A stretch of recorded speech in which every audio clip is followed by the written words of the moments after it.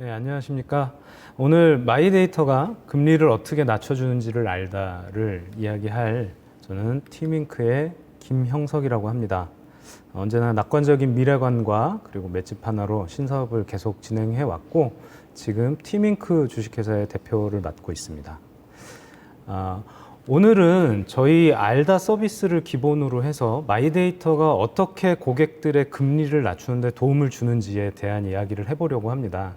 일단 저희 알다 서비스는 맞춤 대출 찾기 그리고 대출 관리, 신용 올리기 등의 서비스를 제공하고 있는 대출 관리 특화 마이데이터 서비스입니다. 저희는 누구나 눈탱이 맞지 않는 금융 세상을 만든다라는 미션을 가지고 알다 서비스를 고객들에게 제공하고 있습니다. 여기서 이제 누구나란 금융이 필요한 모든 사람을 대상으로 한다라는 저희의 사상이고요. 그다음 눈탱이 맞지 않는, 눈탱이라는 표현이 너무나 직관적이기 때문에 저희가 쓰기는 했는데요.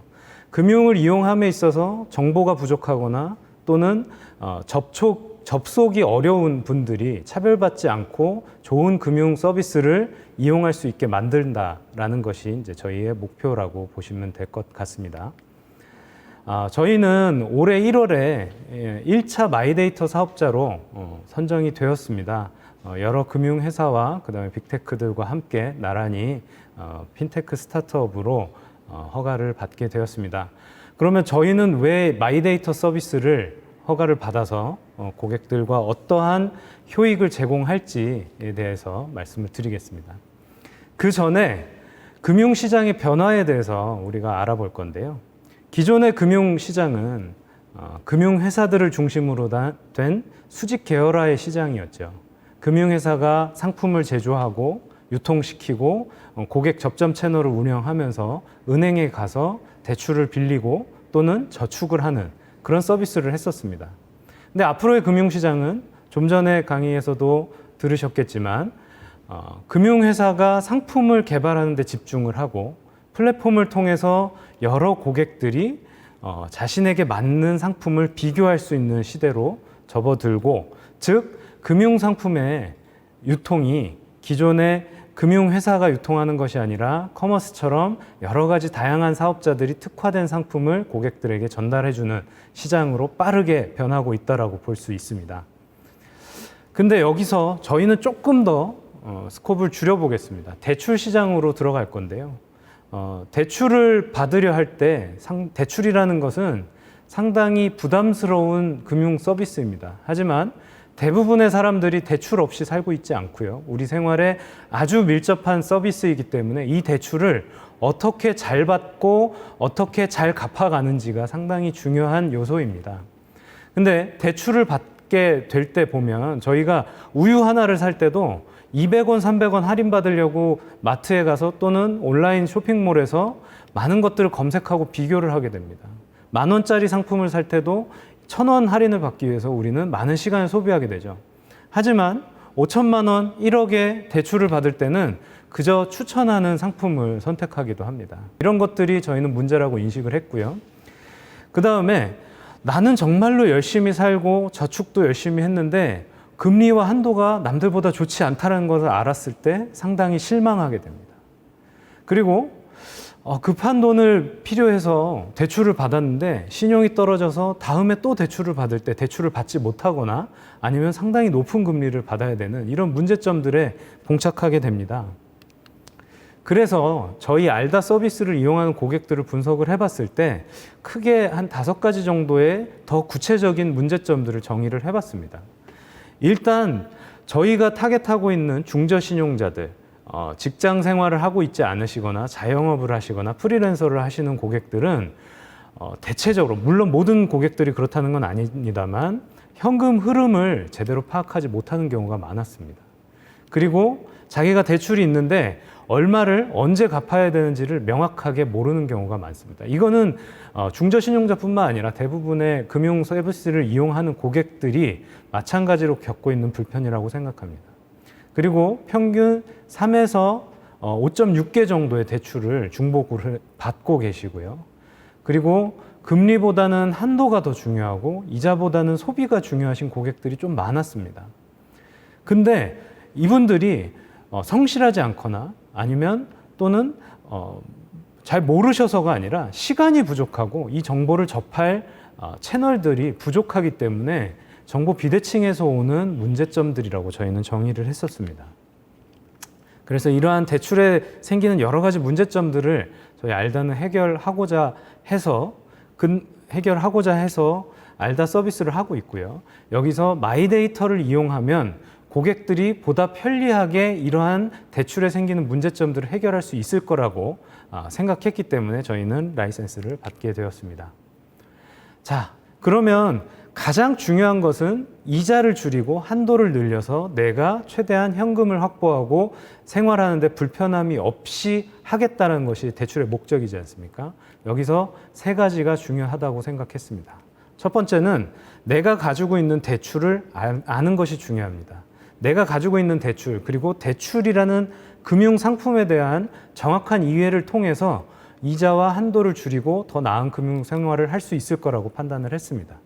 여기서 중요한 건 이제 대출의 관리인데요. 이 대출의 관리를 저희는 지금 현재 스크래핑 기반의 데이터 서비스를 이용해서 제공하고 있습니다. 두 번째는 신용 알다입니다. 신용을 알아야 내 신용도에 따라서 금리와 한도가 변한다는 것을 알게 되고 내가 돈이 부족할 때 언제쯤 돈이 부족하면 어느 정도의 자금을 다시 땡겨올 수 있다라는 것들을 예측할 수 있기 때문에 예측을 위해서 신용관리는 반드시 필요합니다. 그리고 마지막으로 나를 알아야 됩니다. 대출과 신용 이외에 내가 생성하고 있는 많은 마이데이터를 이용해서 마이데이터 사업자들이 더 나은 서비스를 제공할 수 있다 그러면 고객들은 더 좋은 금융상품을 선택할 확률이 높아지겠죠. 자, 그것들을 위해서 저희는 일단 대출 비교 서비스를 하고 있는데요. 기존에 발품을 팔면서 여러 가지 대출 모집법인들을 통해서 대출을 비교하던 것을 저희 앱 하나에서 보실 수 있도록 제공을 하고 있습니다. 결국에는 고객들이 발품을 팔고 시간을 들이는 노력을 저희가 대신 하고 있고요. 두 번째는 대출 관리 솔루션입니다. 여기서는 대출을 받는 것보다 가장 중요한 것은 대출 이자를 미리 알고 내가 연체되지 않고 이자를 잘 갚는 것이 중요하고 여유 자금이 생겼을 때 대출을 조금씩 상환해 나간다면 내 대출 생활 그리고 신용 관리 측면에서 훨씬 더 나은 결과를 얻을 수 있기 때문입니다. 지금 현재는 이러한 서비스들을 저희는 스크래핑 방식으로 고객들의 동의하에 데이터를 긁어 오게 되는데요. 여기서 이제 문제점들이 생깁니다. 스크래핑 방식 자체가 금융회사의 데이터가 적합성이 떨어지는, 즉 오류가 발생할 확률이 높기 때문에 그 데이터가 들어왔을 때 저희 쪽의 데이터 분석 시스템에서 오류를 발생시키는 경우가 많았습니다. 그것을 위해서 들어가는 리소스가 많게 되고요. 그리고 고객들은 결국엔 적합한 타이밍에 제대로 된 서비스를 못 받을 확률이 높아지기 때문에 저희는 이것을 해소하기 위해서 마이데이터 서비스를 도입하게 되었습니다. 세 번째는 신용관리 솔루션들을 제공하고 있는데요. 여기서 보시면 통신요금 납부 내역, 건강보험 납부 내역, 국민연금 납부 내역, 소득금액 증명 등의 데이터들을 저희는 스크래핑을 해서 신용평가회사에 전달을 함으로 인해서 신용평가회사가 개인의 신용도를 높여줄 수 있는 서비스들을 저희가 시장에서 최초로 선보인 바가 있습니다. 여기서도 저희가 데이터 스크래핑이라는 방식의 한계 때문에 4가지 요소들만 신용정보회사에다가 전달을 해주고 있는데요. 마이데이터에서 공공 마이데이터 서비스를 이용하게 된다 그러면 저희는 이 항목을 10개로 늘릴 수 있게 되고 고객들은 더 많은 데이터들을 이용해서 신용을 올릴 수 있는 확률을 높일 수가 있게 됩니다. 그리고 마이데이터로 수집된 데이터들을 분석해서 저희는 신용보고서를 고객들한테 제공을 하게 되고 신용보고서를 본 고객들은 자신이 어떤 상태인지 파악함으로 인해서 자신의 행동이나 자신의 소비를 조절할 수 있는 동인을 부여하게 됩니다. 이것은 마치 IoT가 건강 헬스케어에서 큰 혁신을 이루었던 것과 같은 요소라고 볼 수 있을 것 같습니다. 사람들은 생각보다 데이터에 대해서 민감하지 않기 때문에 수치화돼서 눈으로 보여주지 않으면 인지하지 못하는 경향이 있습니다. 그래서 이런 인지적인 부조화를 해결하고 고객들이 훨씬 더 자신의 현황을 데이터로 파악을 한다고 하면 저희가 조금씩 더 나은 개선에 제안을 드리고 그런 것들이 행동으로 유발될 수 있을 거라고 생각하고 있습니다.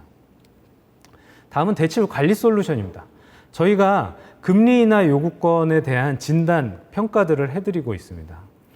금리 인하 요구권이라고 함은 제가 지금 5%짜리 대출을 받고 있는데 직장에서 승진을 했거나 아니면 소득이 늘거나 그리고 신용 등급이 변화를 했다고 하면 금리를 낮춰서 제가 매월 납부하는 이자를 줄일 수 있는 효과를 얻게 되는 법적으로 인정된 고객의 권리입니다.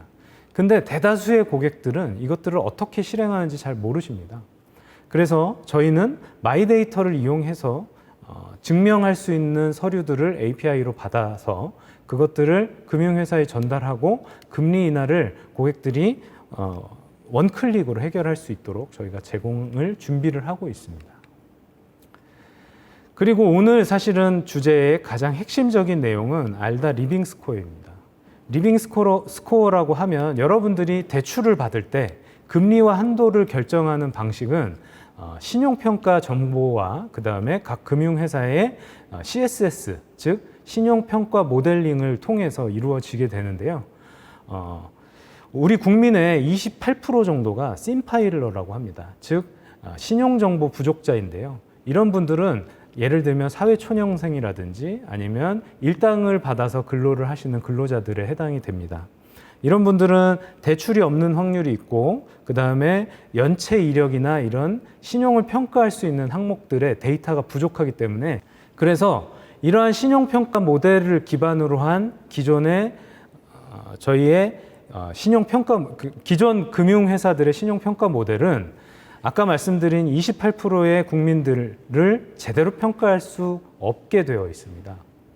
근데 연구 결과에 의하면 28%의 국민들, 좀 편하게 1,000만 명이라고 보겠습니다. 이 1,000만 명의 금융 고객들이 5년 뒤에는 우량 고객으로 변환될 확률이 약 50%가 됩니다. 즉 500만의 숨어있는 우량 고객을 대안평가 모델로 찾을 수 있다는 것이죠.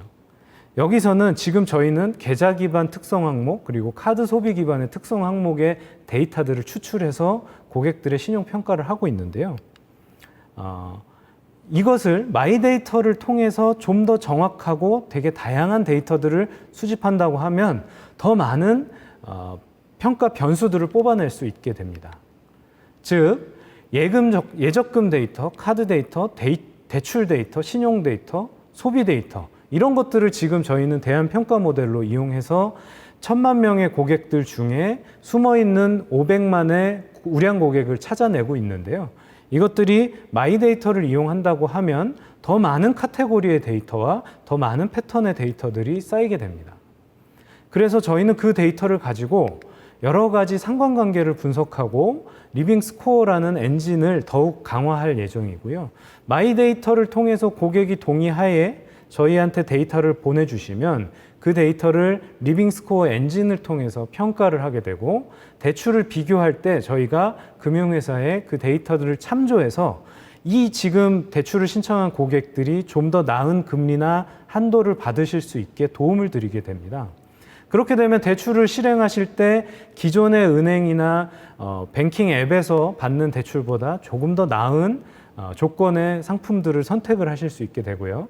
그리고 대출을 받고 난 뒤에는 저희가 부채 관리 솔루션들을 이용해서 데이터들을 통해서 계속해서 부채를 관리해서 향후에 또 필요한 대출 또는 대출이 만기가 되거나 중간에 대출을 대환했을 때 어느 시점에 대출을 갈아타면 좋으실지 알려드리고 고객들은 그 알람을 받고 다시 대출을 비교하고 기존에 내가 가지고 있는 대출 대비해서 얼만큼의 좋은 조건인지를 판단해서 다시 대출을 실행을 하는 이런 선순환의 구조가 되게 됩니다. 이렇게 되면 고객 입장에서는 더 많은 데이터를 제공하고 더 많은 금융 혜택을 받아서 실질적으로 금리나 이자의 이자를 납부하는 금액을 줄일 수 있기 때문에 경제적인 효익을 얻게 되고요. 그리고 이러한 관리의 선순환이 계속 반복되면 결국에는 신용도가 개선되고 조금씩 대출을 줄이게 돼서 결국에는 유동성을 확보하게 되는 이런 선순환의 과정에 들어가게 됩니다. 아까 말씀드린 리빙 스코어에 대해서 조금 더 자세히 설명드리려고 합니다.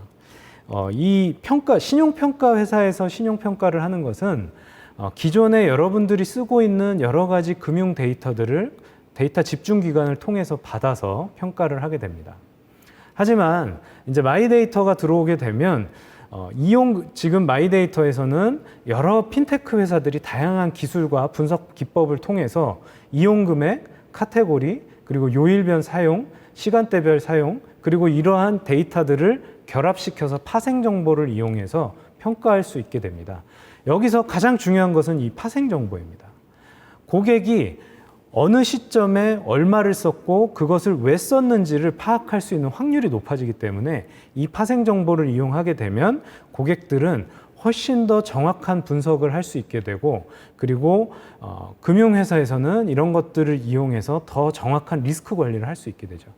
여러분들 보시면 지금 최고 금리가 20%로 낮춰졌습니다. 기존에 24%에서 20%로 낮춰졌는데요. 20%라는 금리가 상당히 높은 숫자입니다. 근데 금융회사는 여기서 불량 고객이라고 하는 연체 고객들의 리스크 관리를 하기 때문에 금리가 상당히 높은 겁니다. 그래서 금융회사는 금리를 높여서 이익을 발생시키기보다는 우량 고객을 찾아내서 그 우량 고객들이 더 많은 대출을 좋은 조건으로 받아가신다면 금융회사도 행복한 결과를 얻게 됩니다. 그래서 결국에는 마이데이터가 활성화가 되면 플랫폼 회사들은 그 데이터를 분석하고 그 데이터를 금융회사와 쉐어하고, 금융회사에서는 더 나은 상품을 그 데이터를 기반으로 해서 설계하고 제공할 수 있게 되면 시장 전체가 선순환의 구조가 되는 그런 것들을 기대할 수 있게 되고, 이런 것들이 각자 고객과 금융회사와 플랫폼 회사의 각각의 3자의 효익을 줌으로 인해서 윈윈할 수 있는 시장으로 갈 수 있을 거라고 저희는 예상하고 있습니다. 자, 기존의 대출은 대출 자체를 받는 것에 포커스가 되어 있었습니다. 그래서 금융회사들이 대출을 받는 것이 중요하다, 그리고 대출을 빠르게 받게 해주겠다, 이런 것들을 통해서 차별화를 하고 유니크 세일즈 포인트로 고객들과 마케팅을 해왔습니다. 물론 잘 빌리는 것이 상당히 중요했지만 이제 지금의 데이터 시대, 그리고 마이데이터 시대가 됐을 때는 잘 관리하고 잘 갚는 것이 상당히 중요한 요소가 되게 되었습니다. 그래서 저희와 같은 핀테크 스타트업들, 특히 금융회사들과 함께 제휴해서 금융회사의 상품을 유통하는 이런 서비스 업체들은 마이데이터를 통해서 고객들의 데이터를 취득하고 그 데이터들을 잘 분석해서 고객들이 좀 더 나은 서비스를 받으실 수 있게 제공을 함으로 인해서 결국에는 이자를 줄이고 더 나은 한도의 금융 상품을 이용하실 수 있는 론테크라는 서비스들을 제공하고자 합니다. 이 론테크는 두 가지 관점에서 시장의 파급력을 가지고 있을 텐데요. 아까 말씀드린 마이데이터를 이용해서 고객들의 대출을 관리해주고 보다 나은 조건들을 받으실 수 있게, 또는 이자를 갚으실 수 있게 돕는 재테크와 비슷한 개념의 론테크라는 개념이 있고요. 또 한 가지는 기존의 금융시장에서 금융상품을 이용함에 있어서 프로세스의 불편함, 그리고 이런 데이터들을 연동시키는 데서의 불편함들을 기술로 해결하는 론의 전체적인 풀필먼트를 갖춰가는 그런 테크놀로지, 이런 측면에서 론테크는 두 가지 측면에서 앞으로 발전을 할 것이고요. 저희는 그러한 론테크를 구현하고 그런 것들을 통해서 고객들에게 가치를 제공하는 서비스로 계속해서 발전해 나가고, 그리고 마이데이터 서비스들이 시장에 안착할 수 있도록 노력하는 그런 서비스를 제공하도록 하겠습니다. 예, 여기까지 제가 준비한 내용은 발표를 마쳤고요. 조금 더 궁금하신 사항들은 토론을 통해서 말씀드리도록 하겠습니다. 들어주셔서 감사합니다.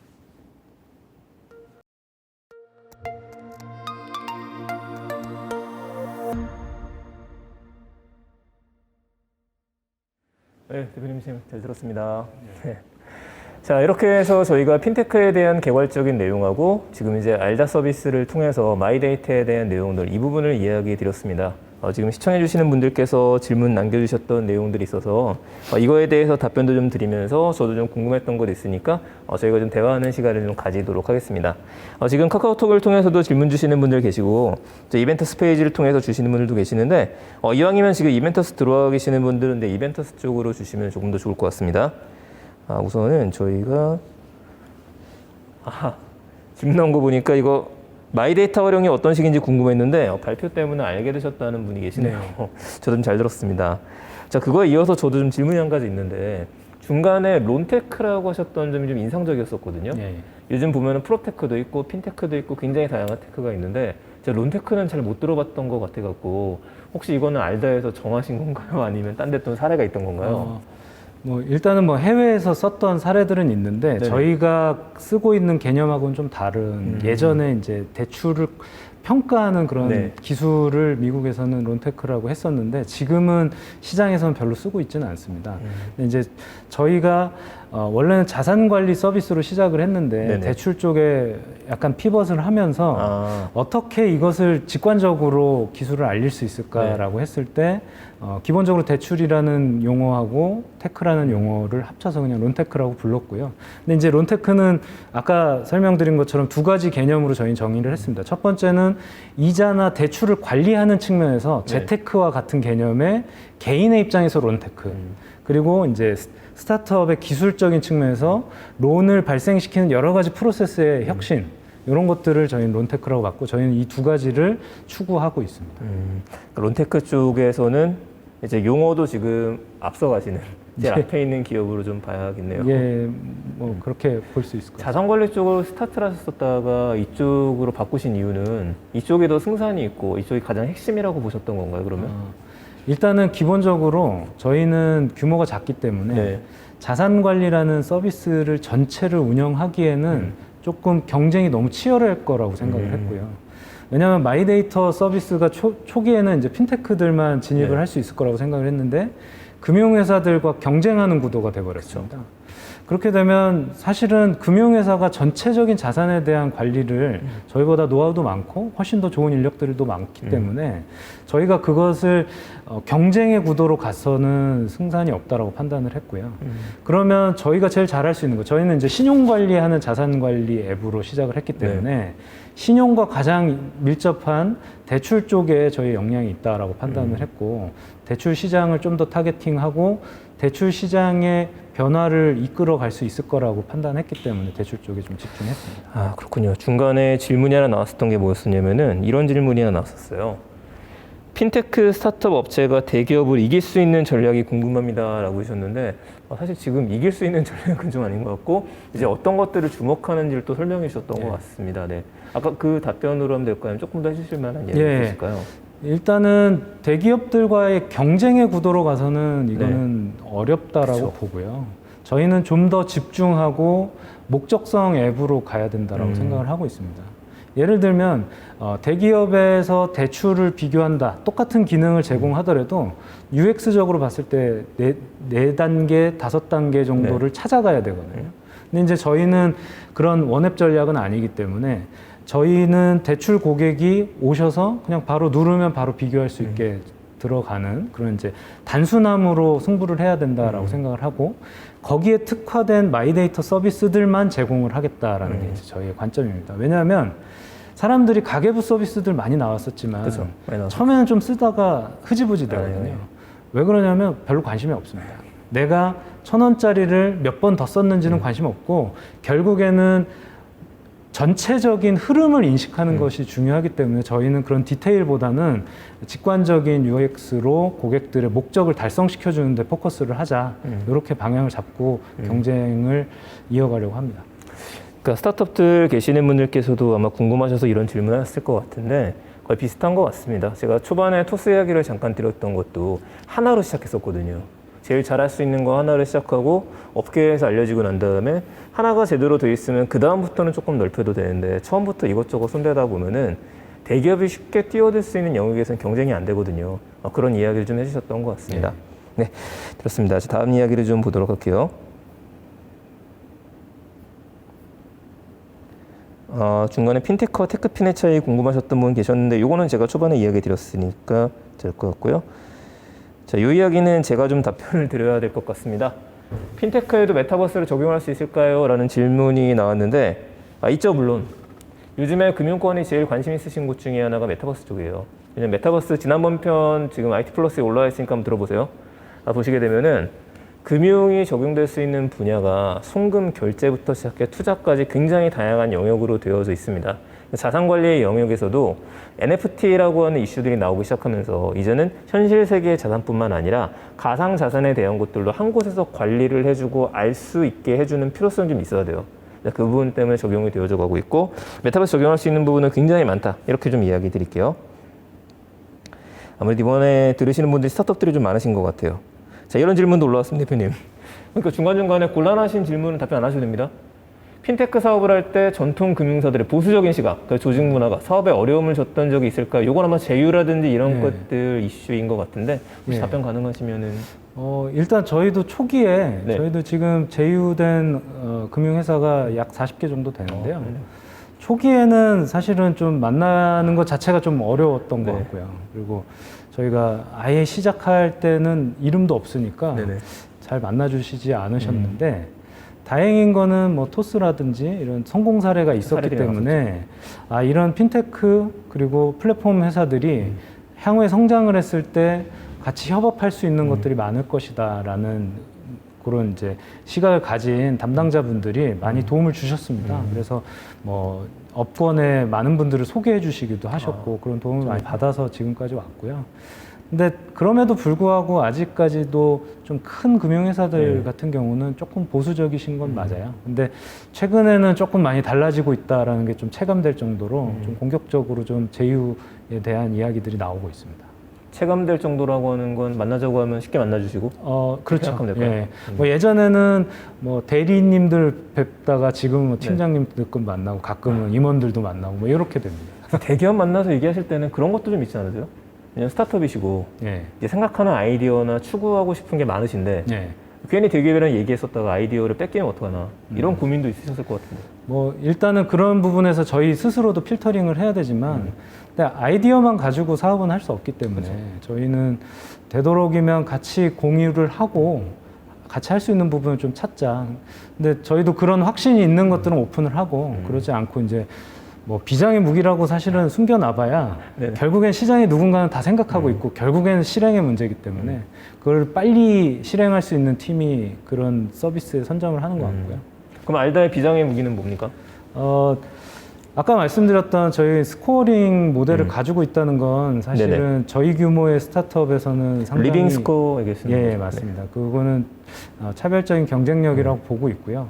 물론 이제 저희는 기존의 스크래핑 데이터 기반으로 한 모델링을 가지고 있기 때문에 마이 데이터로 데이터가 늘어났을 때 변수를 뽑는 것이 사실은 핵심 역량인데 그런 것들을 지금 준비를 하고 있습니다. 그리고 추가로 저희는 아무래도 트래픽이나 채널의 파워 측면에서는 빅테크나 대기업들을 쫓아가기는 아직은 좀 부족하기 때문에 저희는 제휴를 통해서 채널을 확장하고 있습니다. 제휴를 통해서. 그래서 저희 앱으로 고객을 모시기도 중요하지만 고객들이 있는 곳으로 저희가 이제 찾아가는. 그래서 뭐 지금 저희 제휴사 중에는 삼성증권이라든지 CJ원이라든지 롯데멤버스 이런 대기업의 고객들이 많이 모여있는 특화된 고객들이 있는 채널 쪽에 저희 서비스들을 탑재시켜 드리면서 상생하는 구조로 좀 한다는 측면이 저희한테는 조금 차별된 경쟁력이 아닐까. 그런 레퍼런스를 가지고 있다는 거는 저희한테는 큰 경쟁력이라고 보고 있습니다. 알겠습니다. 자, 이번엔 제가 좀 궁금했던 것들, 그러니까 사람들, 지금 들으시는 분들께서 궁금하실 만한 것들을 좀 질문 드리려고 하는데요. 저희가 마이데이터 데이터 3법에 대한 얘기는 참 많이 있었어요. 저 같은 경우에도 관련된 이야기들도 드리고 있기는 한데 아무래도 제가 보는 시각하고 실제 그 업에 계시는 분께서 생각하시는 것들 준비하시는 건 다를 것 같습니다. 그 일반 대중들이 생각하기에 마이데이터라고 한다면 단순하거든요. 그냥 나의 데이터 주권이라고 이야기하는 것처럼 과거에는 내 데이터가 흩어져 있었으면은 내가 데이터를 가지고서 이 회사에다 내 데이터 앞으로 다 넣어주세요. 예를 들면 그래서 이쪽에서 맡기게 되면은 이 마이데이터를 활용을 해서 나의 자산 정보부터 시작해서 모든 것들을 한 번에 볼 수 있는 편리한 서비스다. 딱 여기까지밖에 이해가 안 하거든요. 근데 이게 정말 편리해지는 건가? 도대체 뭐가 편리해지는 건지 모르겠다라는 분들도 계세요. 맞습니다. 그러니까 지금도 이미 자산관리 서비스를 스크래핑 방식으로 해가지고 긁어와서 볼 수 있는 게 있는데 지금 마이데이터 사업자이시긴 하지만 마이데이터가 지금 적용이 확실하게 되지는 않으신 거잖아요. 예.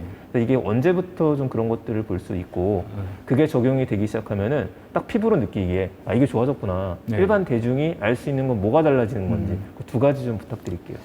일단 마이데이터의 시행 시기가 8월 4일에서 네. 12월 1일로 연기가 좀 됐습니다.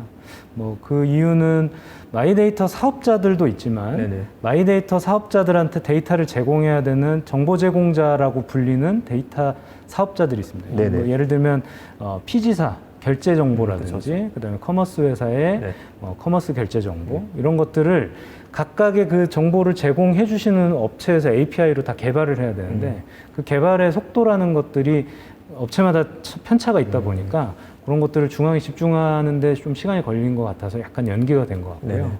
네네. 그러면 아마 시장에는 12월 달이면 마이데이터 서비스들이 속속 출시를 할 걸로 예상을 합니다. 근데 사실 마이데이터 사업을 하고 계시는 뭐 은행권이나 이런 데 만나 봬도 차별성을 가져가기가 참 어렵겠다. 왜냐하면 데이터의 원천은 다 같기 때문이죠. 그래서 저희는 거기서 이제 착안을 해서 저희만 할 수 있는 조금 더 깊이 있게 좀 파자라고 생각을 해서 진행을 하는 건데 스크래핑 방식은 예를 들면 데이터 정합성, 오류 이런 것들이 좀 많이 있어서 아마 그런 거 느껴보셨을 거예요. 이렇게 어떤 앱에서 가계부로 연동을 시켜놨는데 데이터가 안 맞는 게. 그렇죠. 약간 틀리죠. 예. 왜냐하면 은행 앱이 변경될 때마다 이 스크래핑 업체들이 그 스크래핑을 해오는 기술을 계속 모니터링하면서 바꿀 수가 없거든요. 실시간 대응이 안 되기 때문에. 근데 API는 금융기관이나 또는 그런 그 정보 제공 기관에서 직접 데이터를 API로 전달을 하기 때문에 정확성 측면에서 훨씬 더 개선이 될 거고요. 두 번째는 기존에 스크래핑하지 못했던 다양한 데이터들을 다 가지고 올 수 있기 때문에 볼 수 있는 정보의 양이 좀 많아질 것 같습니다.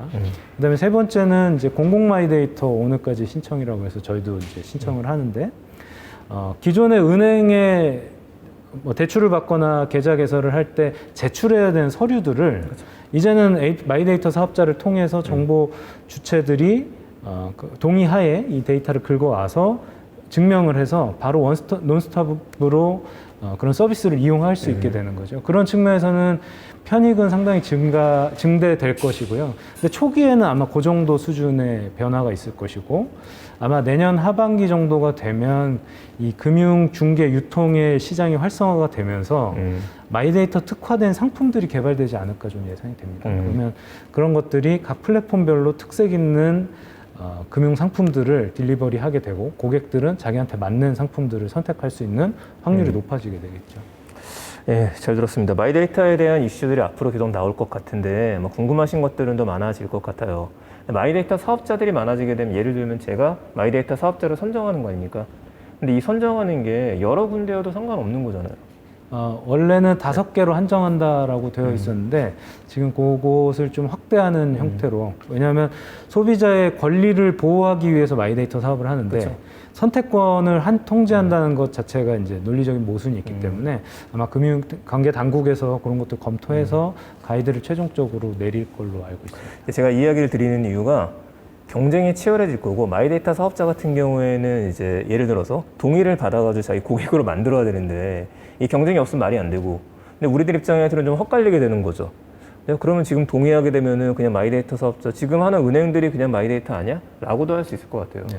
이 부분을 우리의 고객으로 유치시키기 위한 아마 그런 경쟁이 하반기에도 많아지지 않을까 그 생각을 좀 해보게 됩니다. 관련된 것들 꼭 알아보시고 준비하셔야 될 것 같습니다. 자, 지금 질문 온 것도 하나 더 봐보겠습니다. 이거 조금 어려우신 질문일 수도 있을 것 같은데요. 답변하시기 잠깐 보도록 할게요. 테크 회사들의 주요한 수익 모델은 어떤 구조로 이루어지는 것인가요? 수익을 어떻게 내는지 궁금해집니다. 두 질문 하나 더 있네요. 마이데이터 산업 활성화 시 개인 정보에 대한 부분은 어떻게 관리되나요? 뭐 서비스 활성화 시기는 우리가 얘기를 했으니까요. 12월 1일부터라고 한다면은 또 업체들이 준비하게 내년이 돼야 될 것 같다라는 생각이 좀 들고 제일 처음엔 테크 회사들의 주요한 수익 모델. 일단 테크 회사들은 수익을 보는 것들도 있고 처음부터 아니면 일단은 그 플랫폼 사업이죠. 구독자부터 시작해서 사용자들 늘리고 난 다음에 서비스에서 매출을 발생시키는 경우도 있기는 합니다. 근데 지금 질문 던지셨던 럼블피싱님 같은 경우에는 론테크라고 하셨으니까 지금 관련된 이런 데이터 사업 회사들의 주요 수익 모델이 궁금하신 것 같아요. B2C는 아닌 것 같다. 이 얘기인 것 같은데 혹시 가능하시면 부탁드리고 어려우시면 넘어가셔도 괜찮습니다. 기본적인 수익 모델은 저희가 이제 법으로 허가를 받아서 대출 중개 사업자로 또 등록을 하고 네네. 있습니다. 그래서 금융회사로부터 고객을 중개해 줌으로 인해서 발생되는 중개 수수료가 기본적인 BM이라고 보시면 되고요. 그 다음에 이제 저희가 추가적으로 광고 상품. 근데 이 광고 상품도 그냥 저희가 무분별하게 노출하는 건 아니고 고객한테 맞는 광고를 타겟팅하고 네네. 그것에 대한 수수료를 받는 형태로 BM들은 대부분 구성이 되어 있고요. 여기에 이제 추가적인 BM들은 계속해서 개발을 하고 있습니다. 아마 다른 업체들도 거의 비슷하신 내용이실 것 같아요. 일단 중개에 대한 것들이 있고 그리고 광고에 대한 것들이 있고 근데 이 두 가지가 더 정교화되기 위해서는 지금 마이데이터부터 시작해가지고 고객들에 대한 정보 정확한 정보가 있어야 정확한 타겟팅 광고가 가능하니까 맞습니다. 이 부분이 좀 될 것 같습니다. 마이데이터 산업 활성화 시 개인정보 보호에 대한 얘기가 나왔어요. 사실 이게 좀 중요한 부분이잖아요. 가장 중요한 부분. 그래서 아마 정부에서 심사할 때도 제일 많이 신경을 쓰셨던 것 같은데 이 부분을 뭐 일반인들이 이해하시기 쉽게 좀 설명 가능할까요? 일단은 이렇게 보시면 됩니다. 마이데이터 사업자는 의무적으로 전자금융법의 관리 감독을 받아야 되거든요. 네네. 그러니까 뭐냐면 은행권 또는 금융회사에 준하는 보안 수준을 유지하게 요구받고 있습니다. 네. 그래서 저희는 그 가이드라인의 평가 항목을 통과한 거고요. 그래서 실제로 저희가 서비스 운영되는 것이 인터넷과 연결되지 않은 망분리 환경 하에서 운영이 되고 있어서 네네. 일단은 고객들의 데이터는 원천적으로 보호된다라고 보시면 되고요. 그 다음에 그 외에 분석이나 이런 것들은 가명이나 익명 정보 처리를 해서 저희가 통계적인 자료로만 활용하기 때문에 일단 기본적인 보안은 그렇게 지켜지고 있다라고 보시면 될 것 같습니다. 그 외에 인적 관리라든지 이런 것들을 통해서 인재로 인해서 유출되는 것만 막으면 저희는 안전하게 보호할 수 있을 거라고 예상하고 있고요. 이게 데이터 3법이 나오면서 가장 큰 이슈 중에 하나가 데이터에 대한 책임에 대한 얘기가 항상 있거든요. 근데 과거에는 사실 뭐 순방망이 처벌이라고 할 정도로 저희의 데이터가 털렸다 소위 그랬더라도 어쩔 수 없는 그 정도가 됐고 얼마 전에도 이슈 하나 있었잖아요. 네. 피콜 관련된 건. 네. 그 건에 대해서 뭐 돈으로 보상을 받는 경우도 있었지만 얼마 안 됐었거든요. 근데 이 마이데이터 사업이 되게 되면은 데이터 보호에 대한 책임도 굉장히 커지는 걸로 제가 알고 있는데 그렇지 않나요, 이번에? 맞습니다. 일단 한편으로는 좀 부담스럽기도 한데요. 기본적으로 그러한 리스크를 안고 사업을 했을 때 저희가 이제 조금 더 혁신적인 서비스를 만들 수 있을 거라는 예상을 하고 대신에 이제 보안에 대한 투자는 지속적으로 해 나갈 생각입니다. 지속적인 투자가 늘어나실 것 같아가지고. 그리고 추가적으로 혹시라도 모를 사고에 대비해서 저희가 보험이라든지 이런 것들을 통해서 고객들의 피해를 최소화하는 형태로 저희 내부적으로는 운영을 하고 있습니다. 이 평가를 한번 받으시고 재평가가 1년에 한 번 있는 거예요? 상시 평가가 1년에 한 번씩 있고요. 그다음에 이제 그것 외에도 저희는 지금 ISMSP라는 보안 인증을 받기 위해서 준비를 좀 하고 있습니다. 네. 럼블피시님 답변 되셨으면 좋겠고요. 네. 좀 얘기들이 많이 올라오곤 있기는 한데 저 시간 관계상 요 질문 하나만 이야기 드리고 한 질문 정도 더 드리고서 마치도록 하겠습니다. 좀 길게 나왔네요. 중신용 신파일러에게 보다 좋은 조건의 대출을 제공하기 위해 대한신용평가를 구체적으로 어떠한 개인들의 데이터를 활용해서 하고자 하시는지요. 또한 중신용자도 사실 주부, 사회초년생 등 다양한 부류가 있을 텐데 각각에 대해 다른 접근을 하시는지요. 두 가지 질문이긴 하지만 어떻게 데이터를 활용하느냐, 어떻게 접근하느냐 이 이야기인 것 같습니다.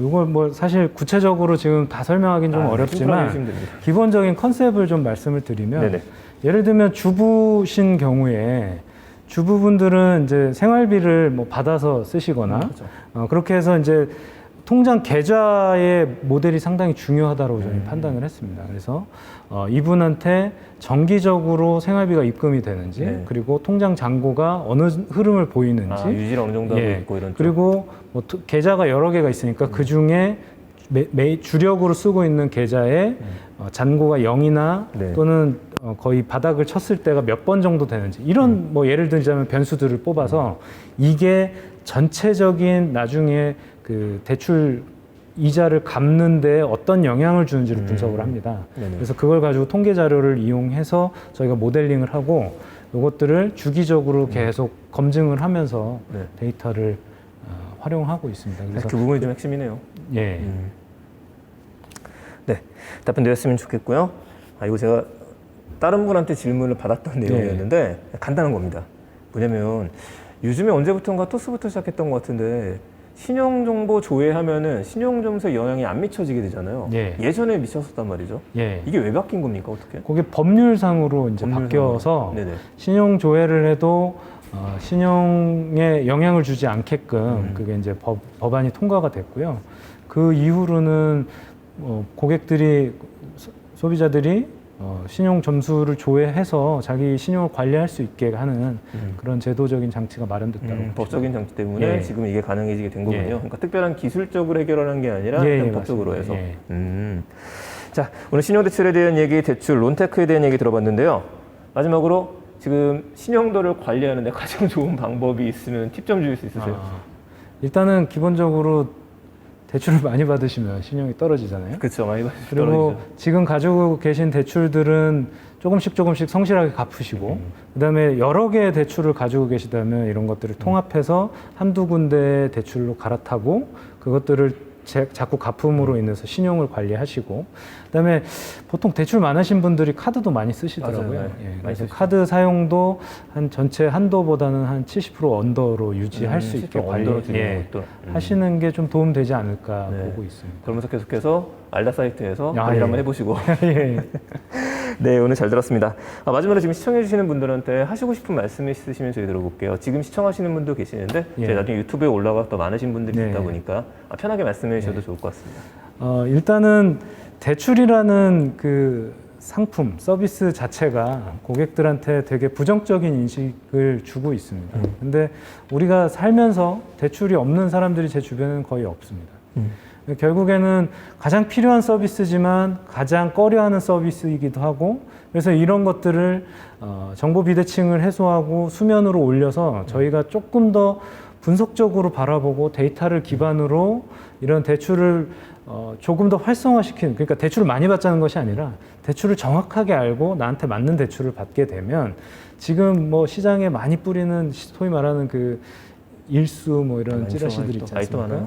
그럼 불법 사금융들도 좀 사라질 거고 대부분의 고객들이 정책금융 안으로 들어와서 안전망 안에서 금융 서비스들을 이용하고 사실은 돈이 떨어져 가지고 불편함을 겪는 것들을 방지해주는 그런 좋은 서비스로 인지될 수 있게 좀 저희들이 노력을 하고 앞으로 앞장서 나가도록 하겠습니다. 네, 알겠습니다. 잘 들었습니다.